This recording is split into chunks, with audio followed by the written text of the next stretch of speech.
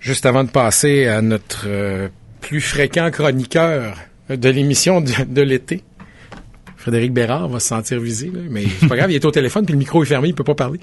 Mais ça pour dire quelques instants, je voulais juste que vous soyez au courant de ceci. Hein. Faut pas manquer la promotion, la grande tournée du Casino de Charlevoix. En fait, tout l'été, là, si vous restez à l'écoute de l'antenne, vous pourrez connaître les destinations de l'escouade Casino. Ils vont s'arrêter un peu partout dans la ville. Là, et en ce moment, regarde, on sait que la prochaine sortie, puis je vous l'annonce, c'est le 22 juillet. Ça, c'est samedi. À 16h, puis dimanche le 23 à dès 11h pour le dimanche des familles. Où ça? Au Capital. Go, Caps, go! Au Capital, ouais. Allez à la rencontre de l'escouade pour tourner la roue. Vous pourriez gagner des prix instantanés. En tout cas, ça va être distribué là, à une gracieuseté du Fairmount Manoir Richelieu, la cidrerie et verger Pedneau, l'île aux coudres et, ça va de soi, la tournée du casino, des prix du casino de Charlevoix. Voilà, tout le monde va en sortir gagnant, je vous le promets. Fait que faites un petit effort pour aller les voir. C'est la grande tournée du Casino de Charlevoix. Monsieur Bérard. Là, Salut! Bon, là, maintenant, on va vous donner du son. Vous êtes bien aimable. Frédéric Bérard est docteur en droit. Mais il se pète pas les bretelles avec ça. Là. En tout cas, pas devant nous autres. Pas devant toi, en tout cas. Non, mais ça se place bien. Tu sais, toi, vu que t'es dans la région de Montréal, tu sais, mettons, à 4 heures, à l'heure du thé, dans Outremont, là, ça se place bien. Oui, ben écoute, justement, là, j'ai fait sortir mes convives le temps de l'entrevue, là. Et que t'es fin. Écoute, qu'est-ce qu'on ferait sans toi? Bon. Ben écoute, mon appartement est tellement feutré, tu sais bien que... Bon, on va arrêter ça. Écoute, pour participer à cette grande discussion, on pourrait inviter un de tes convives. Invitons Donald Trump à la discussion. Et cela étant dit, j'en parle comme ça parce que dans le fond, c'est pas vraiment le sujet de l'entrevue, mais c'est le prétexte pour parler d'un des trucs dont on veut parler. C'est que Donald Trump, hier, est sorti avec ses grands énoncés de principes, si on veut être très généreux et appeler ça comme ça, sur sa renégociation de l'accord de libre-échange nord-américain. Et là, il est resté en termes quand même très vagues. Cela étant dit, ça a provoqué déjà plusieurs réponses, notamment de Justin Trudeau, qui lui sort en disant, écoutez, nous autres, on sait exactement où on s'en va si on veut rouvrir l'accord. D'ailleurs, Trump a dit, à qui voulait bien l'entendre, que c'était un des pires deals, que les États-Unis étaient perdants dans tout ça. Bref, on entre dans une négociation un peu surréaliste, sans trop savoir où on s'en va, mais au moins, il semble que du côté canadien, on soit prêt, là. Ben, écoute, prêt, oui, mais, tu sais, prêt à quoi? Prêt à manger une volée, essentiellement. Ça démontre la limite des accords internationaux, particulièrement en matière de... pas particulièrement, mais notamment en matière de commerce. Comment tu vas faire pour négocier avec Trump? C'est quoi ton pouvoir de négociation? T'en as pas. Tout ce que tu peux quand t'es premier ministre du Canada, c'est espérer compter sur une espèce de bonne foi de la part du président américain. Tu essaies de compter sur un genre d'Obama, disons. Mais si tu l'as pas, Obama, puis t'as un gars comme Trump, tu fais quoi? Qu'est-ce qu'il va faire, Trudeau? Qu'est-ce que tu veux qu'il fasse? Trump, là, absolument, par on sait quoi, va dire, regarde, voici les nouvelles conditions. Trudeau va chialer un peu. Je m'en fous, c'est ça quand même.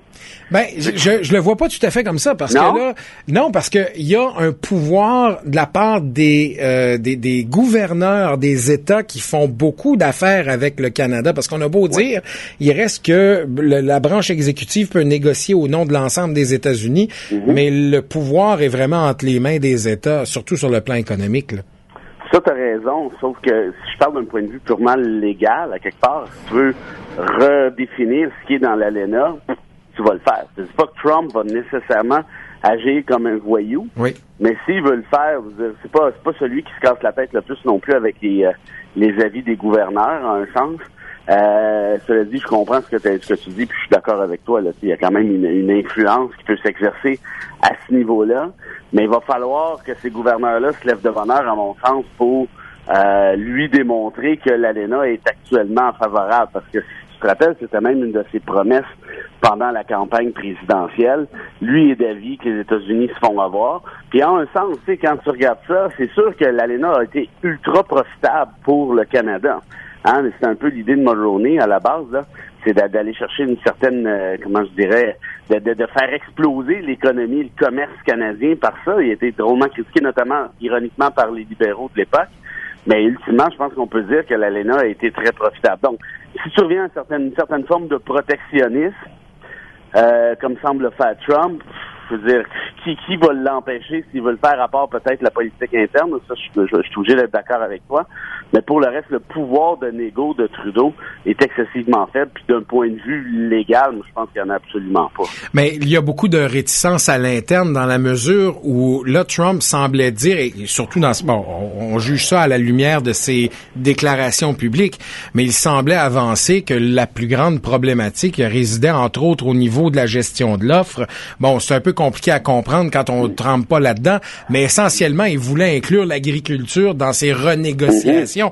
Le problème, c'est qu'il n'y a pas de soutien de la part des grands États qui vivent du commerce de l'agriculture, et il se dit, il lui renvoie le message, là. Les gouverneurs et surtout les associations de fermiers disent, attends un peu, là, c'est la clientèle de base du Parti républicain, un peu comme comme les enseignants sont la clientèle ou le public de base du Parti démocrate. Les agriculteurs disent, attends, touchez pas à ça, là. Ouvrez pas ça, là. Il y en a un qui pourrait, d'un point de vue canadien, confirmer les dangers d'ouvrir ça, qui s'appelle Maxime Bernier. Hein? Ouais, entre autres, mais ça, c'est une autre discussion, ça. il a voulu jouer là-dedans, puis ça y a coûté la chefferie essentiellement. Donc, non, ça là-dessus, je pense que tu as raison. Puis l'autre affaire, est-ce que Trump et ses conseillers comprennent réellement l'économie contemporaine, le commerce contemporain? Je suis pas si sûr que ça, parce que, comme tu l'expliques, la question de la gestion de l'offre, c'est complexe en soi, mais ça a quand même plutôt bien fait ses preuves. Et si tu commences à abolir ça ou à jouer là-dedans, il va y avoir des répercussions assez importantes. Et puis, pour le Canada, moi, je pense que c'est clair que ce serait catastrophique. Puis, si tu regardes la question du bois d'œuvre, qui est autre chose, un peu, en un sens, ça aussi, ce serait un sacré problème, parce que je pense que juste au Québec, il y a quelque chose comme 40 000 jobs qui dépendent de ça, en un sens. Il pourrait, d'une certaine manière, là, tuer l'industrie du bois d'œuvre. Mais il n'y a pas juste ça, l'industrie laitière aussi, on n'en parle pas beaucoup, mais tu sais, je me souviens d'avoir, tu sais, quand on compare les prix, là, je veux dire, ça revient pratiquement là, à 60 cents, 70 cents le litre de lait, le prix que les Américains paient, là, c'est ça à peu près. Alors qu'ici, écoute, avec la gestion de l'offre, on paie beaucoup plus cher, et ça fait saliver des gens, et je les comprends. Mais en même temps, je veux dire, on tient pas en compte le taux de change, on tient pas en compte un paquet de facteurs qui feraient varier le prix, et surtout qui ferait varier le niveau de vie des agriculteurs. Il faut en tenir compte de ça aussi, là, en tout cas. Oh non, ça c'est clair. Puis évidemment, les agriculteurs ont un syndicat relativement puissant, mais toute la question de la gestion d'offres, Martin, quand on y pense, ça a été instauré quand et comment et pourquoi? Ça a été instauré après le krach boursier de 29, tu te souviens bien. Oui. Pourquoi? Notamment aux États-Unis avec le New Deal. Puis on a eu un New Deal canadien, ça on n'en parle pas souvent, mais Mackenzie King, je ne parle pas des économistes de gauche, là, vont dire que ces mesures-là ont eu des retombées, des conséquences ultra positives pour l'ensemble de l'économie canadienne. Donc, d'aller jouer là-dedans, c'est un peu la solution magique. Là, ça va coûter moins cher, on va mettre la hache, puis après ça, on verra. À un instant, là, il y a des répercussions à gauche, à droite qui peuvent être probablement fatales pour le secteur en question. Frédéric, là, le temps commence à filer pour nous autres. C'est de ma faute parce que j'ai pas été discipliné avant, là, mais en tout cas, cela étant dit. Pas bien bon pour te ramener à l'ordre. Non, mais écoute, entre toi et moi, on se mérite comme grand gueule, là, mais. Ouais. Mais cela étant dit, je voulais absolument aborder avec toi la décision, en fait, le référendum qui a eu lieu ici dans la région de Québec sur le cimetière musulman. Puis, tu sais, au-delà de, toutes mes objections, hier, je pense que je les ai mises assez claires. Là, j'ai pris 20-25 minutes pour en parler, et pas dans les termes les plus tendres. Là. Mais il reste que toi, ta perspective à toi est différente parce que, toi, t'es un avocat. Les gens ne savent peut-être pas, mais t'es un avocat spécialisé dans le droit constitutionnel. Honnêtement, là, je me demande comment un avocat fait pour vivre de ça, parce que c'est pas ce qui est le plus payant. J'imagine les divorces, ça doit être plus payant que ça. Moi, j'enseigne à l'université, je suis payé par l'État, par vos taxes. Tu règles la question. OK, fait que ça vient confirmer exactement ce que je disais, là. T'es vraiment un gars plateau de gauche, toi. C'est sûr. Nourri à la tétine de l'État, là. OK, c'est bon. Évidemment, j'enseigne à l'Université de Montréal. En plus? Vraiment, fait que tout est dans tout. Non, vraiment, là, t'as pas ta place ici, je sais même pas pourquoi je t'appelle. Mais. Je justement, pour me faire haïr, c'est bon que l'écoute t'écoute. C'est bon, OK. Mais, écoute, pour répondre à ta question, il y a, bon, évidemment, politiquement parlant, on peut penser ce qu'on veut là de la question. Moi, j'ai mon opinion. Je pense que on a un peu la même là-dessus. Mais juridiquement parlant, il y a quelque chose de le plus sérieux peut-être en un sens. C'est que là, je suis en train de me questionner à ce niveau-là. Je suis même pas certain, moi, que Québec et les municipalités ont le pouvoir de tenir des référendums sur la liberté de religion. Je suis en train de fouiller ça avec Maxime Saint-Hilaire, là, qui est un collègue de Sherbrooke. Parce que quand tu regardes certaines décisions de la Cour suprême, puis je veux pas rentrer dans le détail, c'est un peu technique, mais même avant la Charte canadienne, c'était clair que les provinces pouvaient pas porter atteinte à la liberté de religion par voie référendaire. Et selon certaines décisions qui sont venues après la Charte canadienne, ça semble encore relativement clair. Donc ça serait un premier problème. Et le deuxième problème, c'est la question de la liberté de religion, évidemment, au sens de la Charte, là, on s'en doute. La liberté de religion, au bénéfice de tes auditeurs, et contrairement à ce qu'on pense souvent, n'est pas absolue au Canada. Il n'y a aucun droit, il n'y a aucune liberté qui est absolue, il n'y a aucune liberté qui est totale. Ils ont toutes leurs propres limites, et la liberté de religion n'échappe pas à la règle. Cela dit, ce que nous dit la Cour suprême, elle l'a dit à plusieurs reprises, non, la liberté de religion n'est pas absolue, mais toi, là, municipalité, par exemple, ou toi, province, tu peux pas empêcher l'exercice complet non plus de la liberté de religion. Donc, il faut que tu fasses un espèce d'aménagement. Et là, la question qui se pose, puis on en parlait un peu, toi et moi, ce matin, c'est est-ce que Québec ou Saint-Apollinaire va offrir un aménagement aux musulmans en question qui soit considéré comme étant suffisant? Ça va être ça, la vraie question. Tu me disais ce matin, si je me trompe pas, oui, mais ils peuvent quand même avoir une espèce de petit secteur dans un cimetière multiconfessionnel. Ouais, mais ça, c'est à Saint-Augustin, là. C'est de l'autre bord de la flaque, là. Donc, c'est pas à Saint-Apollinaire. Non, mais Saint-Apollinaire, en fait, là, puis là, c'est là où ça devient un peu complexe. Je comprends ton idée, mais ça devient un peu complexe parce que le référendum n'utilisait pas tant, et n'a jamais utilisé dans sa question, en fait, la notion de religion ou de musulman, et c'était simplement un référendum sur un changement de zonage pour permettre... Ouais, mais ça, Martin, si tu me permets, là, je vais péter un plomb, là. Ça, c'est de la frine de politicailleux, là. C'est exactement ce que c'est. Puis, on fait la même affaire à Montréal, avec un référendum sur les lieux de culte à Huntsic, tu te rappelles bien. Évidemment, comme par hasard, on visait les musulmans. Ils ont fait la même affaire à Outremont sur les lieux de culte aussi sur la rue Bernard. Et là, dans cette question, on visait clairement les Juifs hassidiques parce qu'ils n'ont plus d'endroit. Tout ça pour dire, là, oui, le zonage, non, nous, on veut blablabli, blablabla, le commerce, ça, c'est des niaiseries, puis c'est surtout de l'hypocrisie claire et nette. Parce que tu remarqueras, derrière ces questions-là, là, curieusement, il y a toujours un groupe religieux minoritaire qui est visé texto. Tu peux mettre un nom dessus. Huntsic, les musulmans, Outremont, les Juifs, et dans ce cas-ci, dans Saint-Apollinaire, les musulmans aussi en question. Donc, l'espèce de manière de gommer cette réalité-là, moi, à titre personnel, ça m'écoeure parce que je trouve que c'est l'hypocrisie pure. Et puis, en droit, sont chanceux, ces gens-là, qu'il n'y ait pas encore de recours, parce que je suis loin d'être certain, moi, que les tribunaux, notamment la Cour suprême, laisserait ça passer. OK, mais juste par curiosité, là, qu'est-ce qui pourrait arriver? Admettons, tu sais, je comprends que tu y vas sous toute réserve, là, dans tes propos, là. Ouais. Et évidemment, là, c'est prudent. On fait juste en parler. Dans le fond, tu l'amènes en disant, c'est un aspect de la question sur lequel tu t'interroges, là. Mais, admettons, hypothétiquement, là, si jamais on voulait contester les résultats du référendum en évoquant la charte, est-ce que les tribunaux accueilleraient ce pourvoi-là? Et deux, est-ce que ça a le potentiel de se rendre jusqu'à la Cour suprême? Ça, pour répondre à ta deuxième question, c'est clairement des dossiers de Cour suprême. Ça passe quasiment comme une lettre à la poste. Là, ça me semble clair.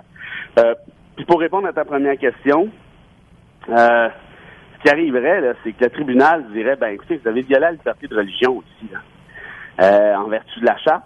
Peut-être qu'il dirait la même chose que je te dis là en vertu du partage des compétences, c'est-à-dire une province ou une municipalité ne peut pas tenir un référendum sur la question de la liberté de religion. Ça, je suis pas encore assez certain, donc sous toute réserve.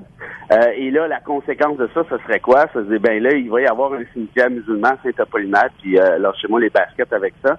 Puis il ferait la même chose avec la synagogue sur Bernard, puis il ferait la même chose par rapport à la mosquée à Antique. Il mettrait la hache là-dedans, puis merci, bonsoir. Il y a beaucoup d'auditeurs. Puis là, je vais poser la question. On n'a plus beaucoup de temps pour y répondre, mais enfin, il y a beaucoup d'auditeurs qui entendent ça puis qui se disent non, mais voulez-vous respecter la démocratie telle qu'elle s'est prononcée? D'après toi, ma réponse? Ouais.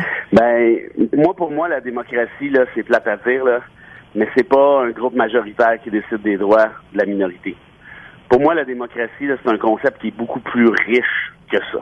Et quand tu évalues le concept de démocratie, à mon sens, tu dois garder à l'esprit, oui, OK, la règle du 50+1, oui, OK, la règle de la majorité, on comprend ça, on est d'accord avec le principe de base, mais tu dois l'enrichir, ce concept-là. Notamment en me disant, est-ce que je peux demander à ma majorité de décider des droits de la minorité? Juste ça, pour moi, là, ça me semble un paradoxe clair et net. Il y a beaucoup de gens qui se disent qu'on a abdiqué les droits de la majorité depuis la charte, puis il y a juste les minorités qui ont des droits, là. J'entends ça souvent. Ouais, quand tu regardes la jurisprudence de la Cour suprême en vertu de la charte, c'est pas vrai. Parce que comme je l'expliquais tout à l'heure, il n'y a aucune liberté, prends la liberté de religion, si tu veux, ou la liberté d'expression, ou peu importe. Il n'y a aucune de ces libertés-là qui est absolue, et ce que les tribunaux essaient de faire, sont obligés de le faire en vertu de la charte, parce qu'il y a ce qu'on appelle l'article 1, la société libre et démocratique, je n'entrerai pas là-dedans tout de suite, mais sont obligés de pondérer, d'équilibrer, si tu veux, les droits de la minorité avec ceux de la majorité. C'est ça qu'ils sont obligés de faire. Puis c'est ça qu'ils font, les tribunaux. Il n'y aura jamais un tribunal qui allait dire la liberté de religion, c'est absolu, c'est comme ça que ça se passe, puis ça finit là. C'est toujours un jeu d'équilibre. Ouais. Donc, si tu pars de cette prémisse-là, je pense qu'il faut repenser au concept en soi, et puis on peut pas se limiter aux 50+1 de ce niveau-là, surtout pas si tu as 19 personnes dans ce cas-ci. Moi, je trouve que c'est assez problématique sur la conception qu'on a d'une démocratie, en tout cas, du moins à mon avis. Frédéric, le problème qu'on a entre toi et moi, là, c'est que je trouve ça toujours intéressant de te parler, fait que c'est pour ça que je t'appelle trop souvent, mais écoute, il va falloir que tu vives avec ça. Écoute, moi, je suis toujours pas loin, je me rappelle pas d'avoir dit non encore. Non? OK, quand tu seras tanné, tu me le diras. Salut, bye. Ben oui, OK, salut bye. Salut tout le monde. Frédéric Bérard est docteur en droit, comme vous l'avez vu, droit constitutionnel, 17h29, on s'arrête quelques instants, on s'informe dans pas